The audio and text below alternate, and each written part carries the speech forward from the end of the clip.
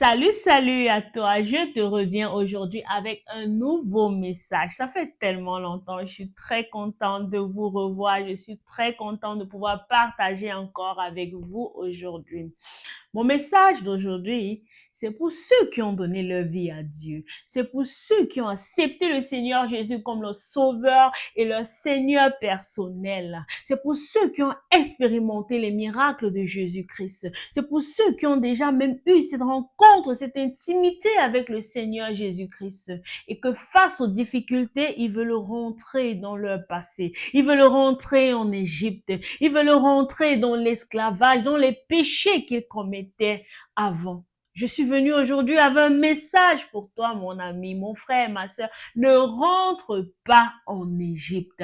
Ne rentre pas en Égypte. Répète après moi. Ne rentre pas en Égypte. Répète après moi. Je ne rentrerai pas en Égypte. Je ne rentrerai plus en Égypte. C'est quoi l'Égypte, les amis? L'Égypte, c'est le lieu de l'esclavage, le lieu où le peuple d'Israël était soumis à une sorte d'esclavage.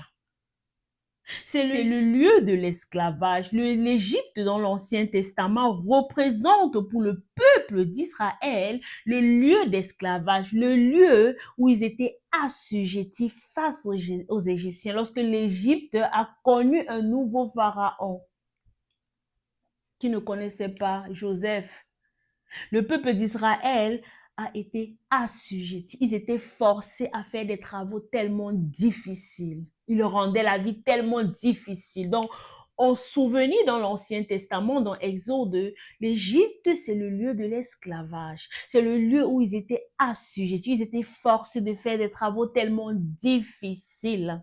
L'Égypte encore, c'est le lieu de l'idolâtrie. Oui, les Égyptiens pratiquaient l'idolâtrie. Ils pratiquaient une sorte de religion polythéiste. Ils adoraient plusieurs dieux et ces dieux-là étaient représentés par des statues, par des images qu'on vénérait.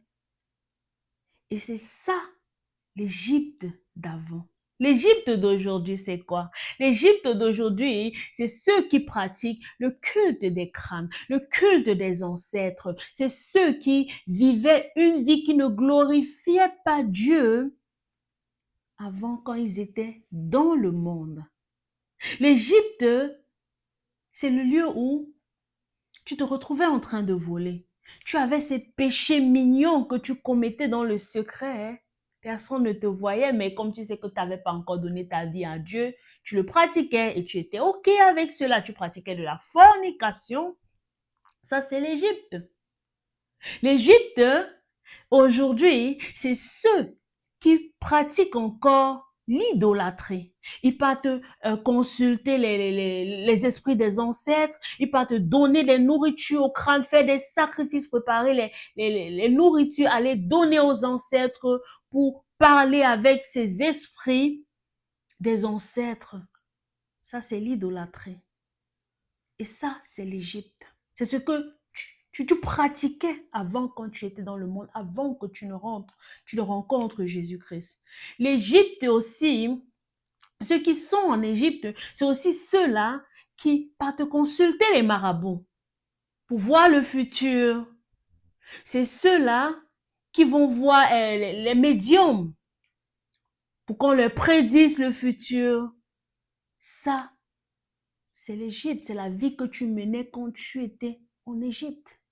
Mais quand tu as donné ta vie en Jésus-Christ, tu as fait du Seigneur Jésus-Christ ton sauveur et ton seul Seigneur et tu as renoncé à ces choses anciennes qui étaient le passé pour toi, qui sont devenues comme le passé pour toi. La Bible dit que celui qui est en Christ est une nouvelle créature. Les choses anciennes sont passées. Maintenant, il est une nouvelle créature. C'est-à-dire que quand tu donnes ta vie à Dieu, tu laisses l'Égypte, tu quittes l'Égypte.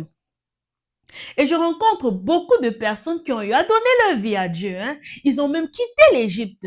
Ils sont sortis même de l'Égypte. Ils ont traversé la mer Rouge. C'est-à-dire, ils ont eu à rencontrer les miracles de Dieu. Dieu a eu à faire des miracles dans leur vie. Ils ont eu à expérimenter la, la, la présence de Dieu, les miracles de Dieu, la puissance de Dieu. Mais quand ils font face au problème, quand ils se retrouvent dans le désert, où quelque chose ne va pas, où leur vie n'avance plus, ou celle de leur enfant, ou bien ils sont éprouvés par Dieu, ils ont tendance à retourner en Égypte. En disant, ils utilisent généralement ce mot-là, quand il y a un problème, on cherche la solution partout. Non, non, non. Et c'est comme ça qu'ils se retrouvent en train de rentrer en Égypte. Si on dit que la solution c'est chez les marabouts, ils abandonnent Dieu. Le Dieu là qu'ils ont rencontré dans le lieu secret, le Dieu là qui a fait des miracles pour eux, ils abandonnent Dieu et ils rentrent en Égypte consulter les marabouts pour que les marabouts leur donnent la solution. Ou ils rentrent, si on leur dit que la solution c'est qu'ils aillent donner la nourriture aux ancêtres, ils vont courir aller nourrir les ancêtres pour avoir la solution à leurs problèmes. Non, non, non, non, non. Quand tu es en Christ, tu ne dois plus pratiquer l'idolâtrie. Dieu dit qu'il est un Dieu jaloux. Tu adoreras le Seigneur Dieu seul.